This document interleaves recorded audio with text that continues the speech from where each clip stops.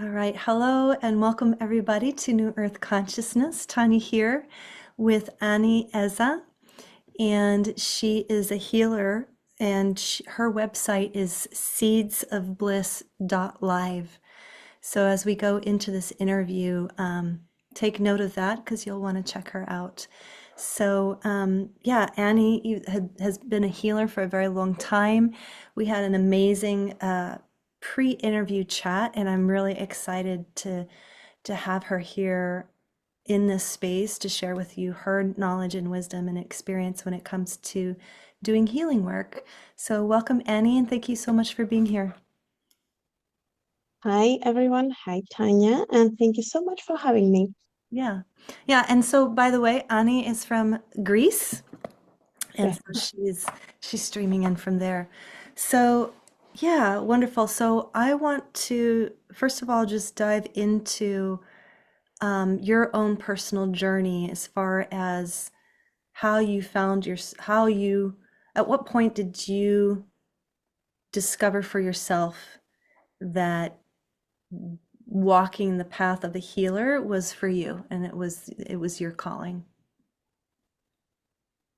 I think it was always in me because I was the person my friends were coming to when they had trouble, entanglements, complex situations to resolve, difficult decisions to make. So it was something that was very active, very alive in me my entire life, that I only understood that this is my life path after I had my first healing training and people started seeking my professional advice Mm-hmm. after that. Yeah. That the very beginning of it all was my own personal healing journey, which has started 15 years ago. And I started this journey because I felt like I have a huge untapped part of myself being dormant somewhere else, and I couldn't find the door to reconnect with that. So healing was the door to reconnect with that part of myself. And after a few sessions, my healer kept prompting me to go to a training, to be trained to become a healer. She was able to see things in me that I wasn't aware of. I never intended to become a healer before um, before my first client. Yeah. Yeah. Yeah. Amazing. So when you and I talked, we talked a little bit about the importance of how to distinguish um, a, how do I want to say, a healer that actually is truthfully a healer. You know, there's so much out there on the internet that when people are they're searching for answers, there's just a plethora of so many different people that you could choose from. Uh, for you, how do you distinguish, or for you, what are the qualifications or um, benchmarks, I guess maybe, that a healer should have in order to really be able to be qualified as that? Like, what are the things that a healer needs to embody in order, and how would one person be able to distinguish that from one person versus another? I love this question. It is always my favorite. Hmm. First of all, any healer or any mental health professional, if I may say, should be standing in their own integrity. And for that to be true, we need two things. We also need to we first need to walk our talk and also walk the path of our own healing journey. And I'm not talking about all this weird stuff I often hear in the healing world, like I do healing on myself. Mm. This is a proof of ego, not of expertise. Thank Because if I'm not able to bend my ego in front of someone else and see myself clearly and let another person hold the mirror in front of me so that I can see my truth, my trauma, my pain, and face them, then how can I do the same for another person? So you. the first part is that. And also we have to keep training ourselves, educating ourselves in many ways. It may be reading books or learning new healing techniques, healing modalities. Um, we should also be supervised or being consulted by other people in the same space, like peer-to-peer support. So there's a whole bunch of qualities and actions that we should take in order to be not just qualified in terms of degrees and having all the credentials, but also to be competent to help other people dive deep into themselves, because otherwise we risk to project our own beliefs, trauma, our own ideas to the people that are coming to us, trusting us with an open heart and seeking our advice and our presence. And this is fully distorted. It's not the right thing. So, what I recommend and what I always do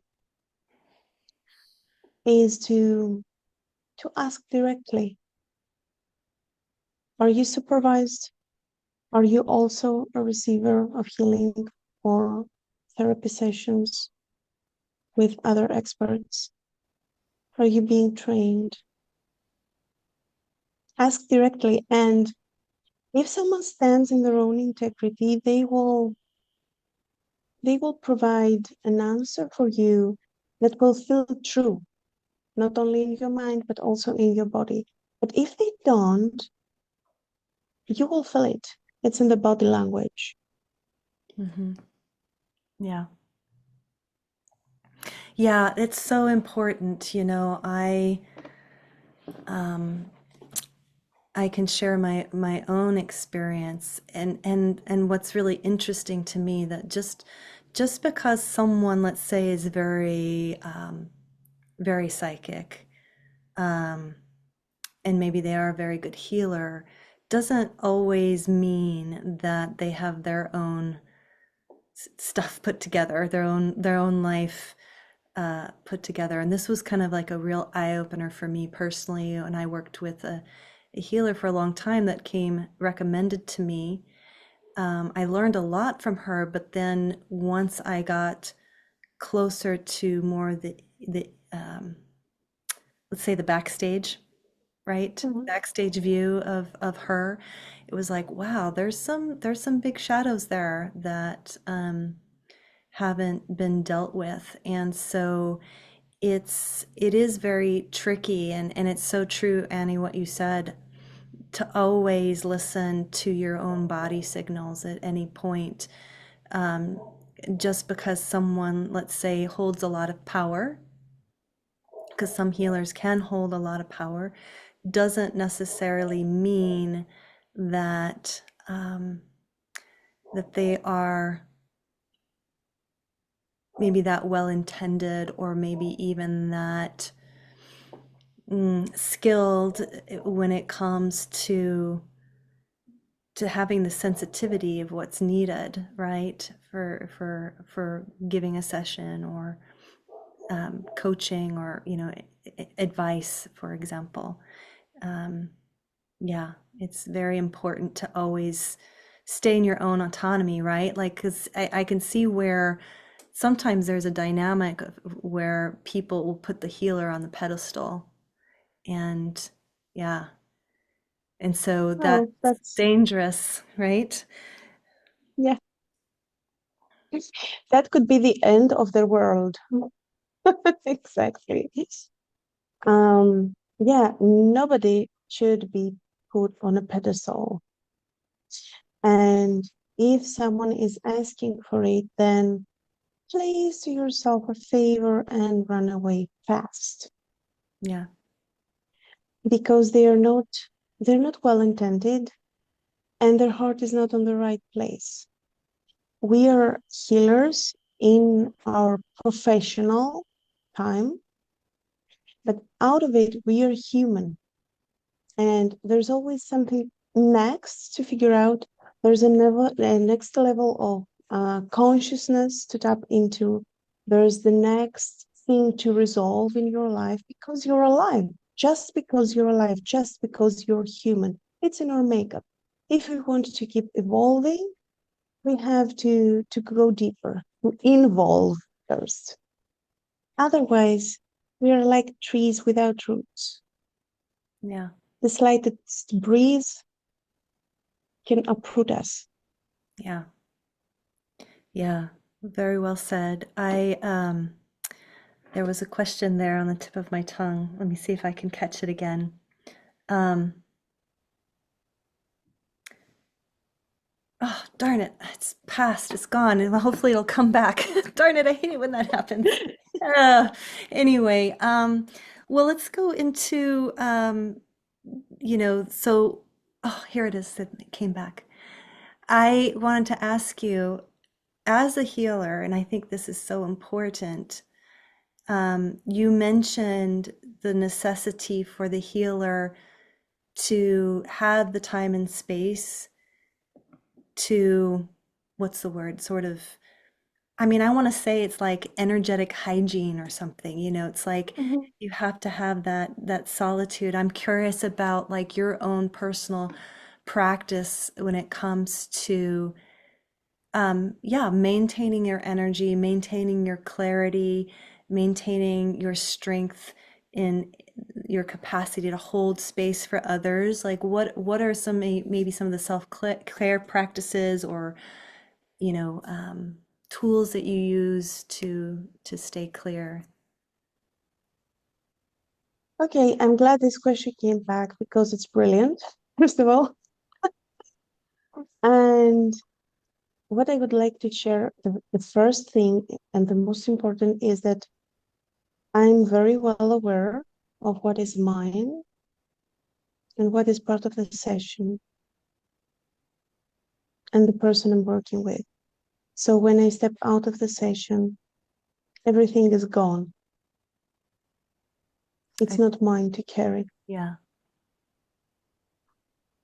And this is something that is almost automated after all these years. And then, of course, I have to take good care of myself in terms of being well rested, nourished. I love meditating and I love stillness and solitude so much. You yeah, can't imagine. I could be a hermit. yeah, If yeah, I wasn't a healer, I could yeah, be a hermit. yeah. Amazing. Yeah. And so, in your and so in that downtime or in that stillness you mentioned before when we chatted before, that's where the new insights, new understandings, come through. Um, Maybe you can talk a little bit about that. How do those things come through and what kind of insights do you receive sometimes? Best ideas are coming when I'm on vacation. Uh-huh. When I take some time off, either a day or a month, it doesn't matter. But the moment I stop acting, because being in action means moving outwards, and absence of action, also known as stillness, is moving inwards and tuning back in to my own frequency, to my own essence. And when this is happening, the whole different universe is opening up. And this is why ideas are dropping in at this time because I am more present. And they find the time and the space to introduce themselves to me because this is what I believe about ideas. It's not that I have an idea. Ideas are like entities of their own, floating around in the universal space or in the liminal space between dimensions, if you wish. And wherever they find fertile ground, they present themselves. But in order for that to happen, we have to clear some space up. Mm-hmm. So our ideas choose us. And this is why I always say to my students or to the people I work with in any form or in any setting, never, ever ignore your ideas. If an idea is presenting itself to you, it wants to be manifested by you. It wants to be born and materialized by you. This is why it has chosen you. It didn't pick me. Interesting. Yeah. Yeah. Beautiful. I'm curious about how you work. When someone comes to you, what can they expect? And yeah, how do you work specifically? There are two ways to work with me, either in group programs or in one-on-one sessions. And it depends on the person, what's better for them at the moment they come to me. After a decade of experience and many certifications in different healing modalities, I have my own modality, which is flexible enough and structured enough because I love bringing the polarities together, and I cannot exist without any structure, and I cannot exist with too much rigidity.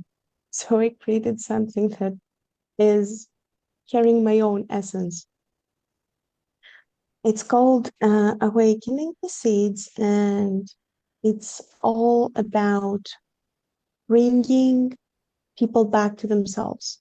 So we peel off the layers of conditioning. We take off the burden of all the shoulds and musts, and we start reinventing their truth. Mm-hmm. It's not like a recipe, 1, 2, 3. It has 3 clear steps, but the tools I'm using within the steps and the order of the steps is changing and altering constantly in the same session, even because every individual is different. Yeah. So if we have a person with a very strong mind, we're not going to fight that. We're going to leverage that and help them understand first in their mind and make all the connections, the conscious connections about what their reality is like and why it is like that. How come that this is their reality? Interesting. And so does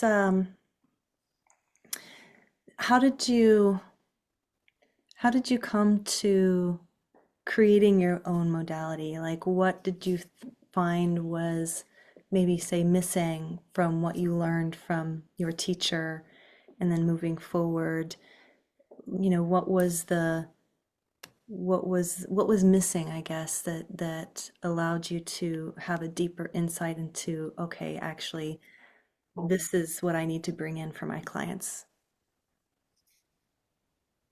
Again, I never intended to. Uh-huh. It's with everything else. It's just life happening and me observing it. This is where the opportunity appears. So First of all, I kept being trained in the different modalities because at some point, with specific people I was working with, we were hitting a glass ceiling, and I had to break it to help them go through it.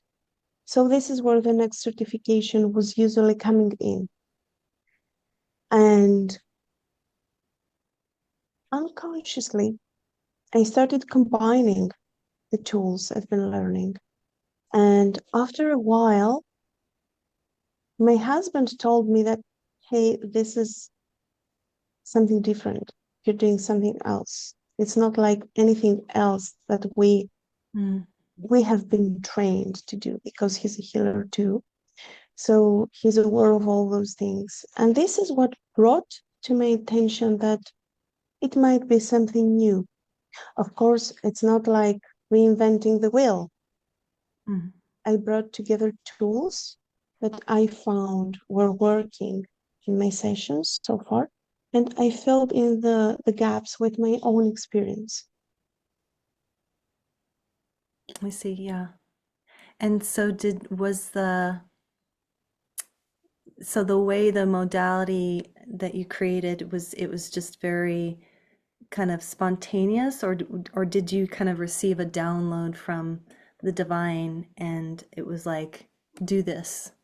Or did it, or was it more about experimentation? I'm curious about the process. It How wasn't experimentation. It's like the moment I heard my husband telling me that you're doing something else. interesting. Yeah. It hit me, and it took some time. Like I received this information, this insight, and then it took some time. It was being fermented in me. And one day it happened. I sat down and wrote everything. Mm. So you were already doing this other thing that your husband Yeah. recognized, and then you had to kind of maybe back engineer, like, okay, how is this happening? Or how am I doing this differently? Yeah, very interesting. Yeah. Yeah, and it was very funny because I understand that I'm very intuitive. So I go with the flow very easily. I feel things, I see things, I understand things, which are very clear for me, but not for anyone out there. And my husband is very good at creating frameworks. Mm, So if it wasn't for him, I might never have been able to create a structure. I was doing it already, but it didn't have a structure, a clear structure. It didn't have a name, but now it's an entity on its own. mm-hmm. Interesting. So, do you have like a story that you could share with the audience in terms of, I don't know, just maybe an example of a client you worked with that, received amazing transformation or healing from you, or just anything that you feel um, that you would like to share as far as like what's actually possible for someone when they come to work with you? Okay, yeah, there are many cases of huge transformation. Hmm. Um, One of my favorite though is a woman that had multiple miscarriages, and she wasn't expected to be able to have a child. Hmm. And we started working together while she was about 1.5 months pregnant. And she was very stressed out, and her doctor was also very stressed out because they have seen that in the past, and they knew how the situation was unfolding. But we did it, and after 9 months of working together, she had a natural childbirth, which was also a big deal and very unexpected in her case. Mm, amazing. And I was super happy for her. It's like huge success, winning the gold medal in the Yeah. Olympics or something like that. Yeah. Amazing.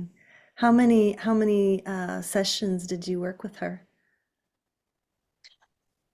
With her, it was a special case, and I had to stay with her till the end of the pregnancy Mm-hmm. to make sure that everything will be all right. Yeah. So we worked together for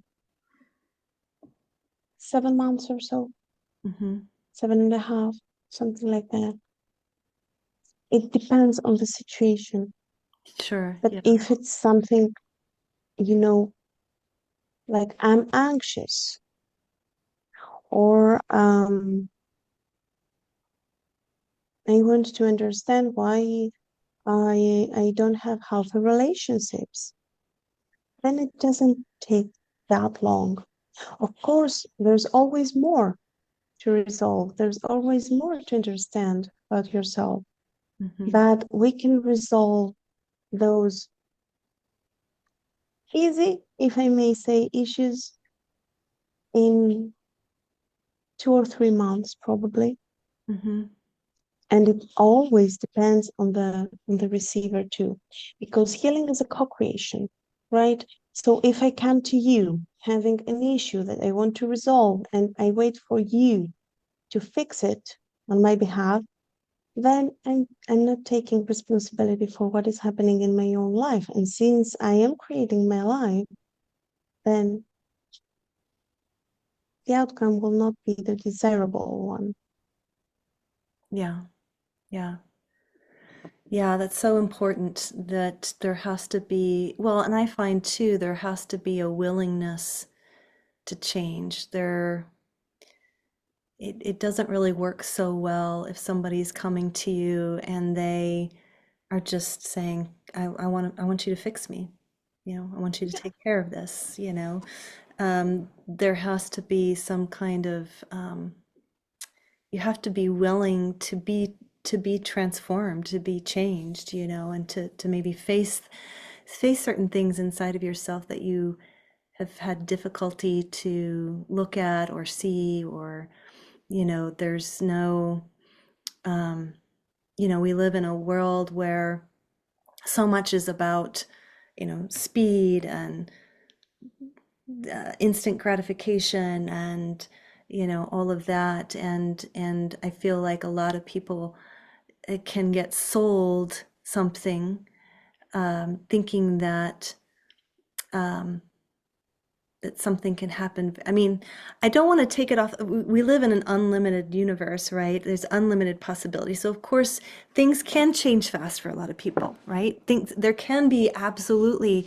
rapid transformations, but I feel like from what I can see, and maybe you can chime in, from what I see, is that if somebody, um, let's say they've been suffering for a really long time and they're really at the end of their rope and they're just so ready, that transformation can be really quick because they're Yeah, ripe. They're just ripe and ready. Whereas maybe somebody's like kind of half in, half out, like, yeah, I know I have this issue. Maybe I should work on it. Maybe you can just take care of it for me or whatever. They're not going to notice that big of a change. Like, I know I find that sometimes it's so fascinating. There was a weekend where these group of ladies came in for like a little retreat. And so a couple of the women booked a session. And one of them, I gave them the session. Both of them had never had energy work done. Uh, and the first one received the session. And I asked her, how was that for you? And, oh, yeah, yeah, I feel relaxed. It was nice. My shoulder was kind of tense. It kind of started to hurt a little bit, but it was okay. It wasn't anything, it wasn't like mind blowing or whatever. The next person comes on the table.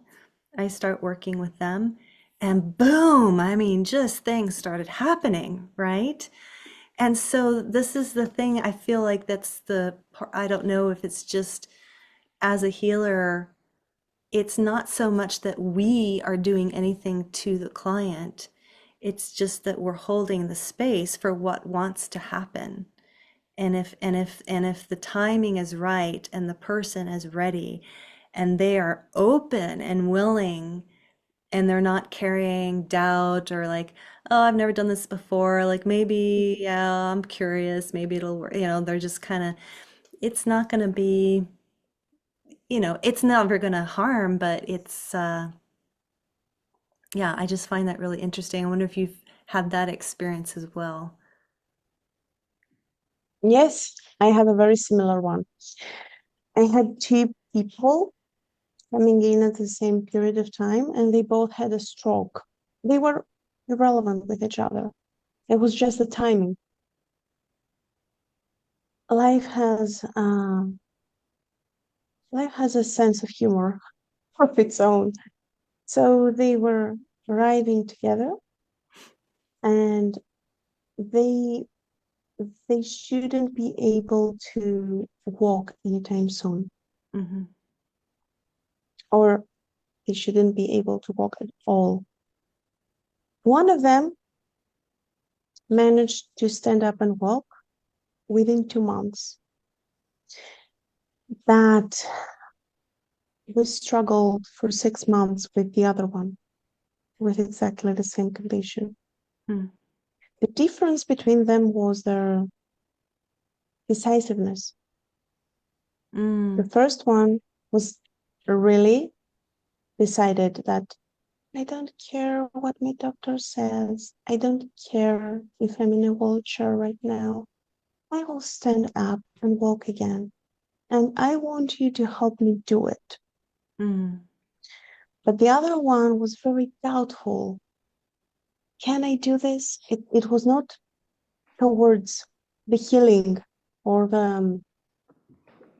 the structure of the whole thing. It was clear self doubt. Well, So we had to go through that first and resolve this self doubt yeah, pattern. And then, so big. It's a big one. Oh, and then be able to stand yeah, and walk again.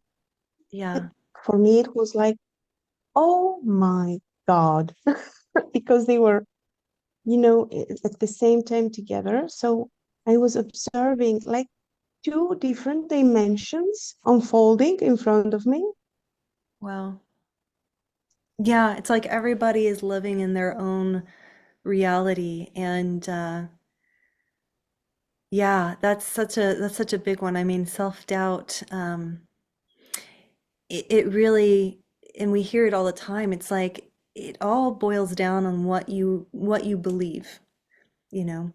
If you believe that you can heal, or you believe that you can, whatever, be confident, walk again, fall in love again, whatever it is, um, having the belief is really the foundation of everything. If you don't have the belief that it's possible, then yeah, you've got to do the work around, okay, what is keeping you back from expanding into a different belief, from going to, oh, I can't walk, or I can't fall in love again, or I can't heal, into actually, no, it's possible for me. I can choose to believe that it's possible. Um, yeah, so There's a saying on that. I don't remember who said it, but I think it goes like either you believe you can or you can't. You're right yeah. in both Yeah, cases. yes, it was that, yeah, who I forget who said that. I feel like it was an American president or something. I don't know. Yeah, But maybe. maybe, I don't know. It was like Theodore Roosevelt. I don't know. Anyway, I'm sure somebody will chime in and correct. Um, but yeah, it's really true, the power of belief. Um, so I want to ask you, what do you have right now as far as if somebody wants to work with you, what are some of the programs or offers that you have going? I always have a ton of things going on because I love playing around. So we have our membership starting on January 1st, which is called Your Village. And it's all about bringing together like-minded people from all around the globe so that we can support each other and grow together. And there's also the one-on-one, which is always open for new enrollments, and the new series of workshops I'm going to launch for 2026. And they are all around abundance, how to master the alchemy of abundance, how to bring it down to earth and create a wealthy being, a wealthy living for yourself. Awesome. Amazing. Beautiful. And these can all be accessed via your website, yes? Um, Not all of them, they're not uploaded yet, but for more information and questions, you can reach me through social media under the handle of Seeds of Bliss, Seeds of Bliss. Instagram, Facebook. Yeah. Okay, perfect. Perfect. Awesome. Is there anything else you'd like to share with the viewers before we end this interview? Yeah, let me feel Yeah. what is aligned to share at this very moment. I would love to share that we also have seasons because we are part of nature and we should respect those. We are cyclical beings, not linear. And no matter what they tell you, that you should be productive or being in action all year long, this is not true. If you slow down a bit and tune in with your body, you will feel what you need the most at any given moment. Follow that. Mm. Thank you so much. That is really so true and so profound and so what everybody needs to hear and live by. Absolutely, because it's true, this linear thinking is kind of what's driving us into the ground. It's like Exactly. it's just that's actually not how we're designed. It's not how life was designed. Everything is in cycles. Um, we're part of nature, so of course we also have our cycles and our periods in life where, yeah, there's so many and there's so much that's like a whole nother conversation too. I could see it's just like, oh, we could have just, dove deep into that. But it's true, yeah, the cycles and really listening to that. Um, it takes, I think it's almost, to me, it really feels like when we choose, you know what? I'm a cyclical being. I'm in tune with nature. I'm going to follow that. You really are kind of taking a radical stance when it comes to, and I'll just call it the matrix or the old paradigm, right? Of where it's just like all about hustle. It's all about, being productive, uh, just constant growth, right? Constant consumption, constant whatever, um, which is how is what humans have created up until this point. This using up all the resources of nature and all these mega corporations and just everything's so big and all the time. I don't know why my camera's moving, but anyway, um, it is a radical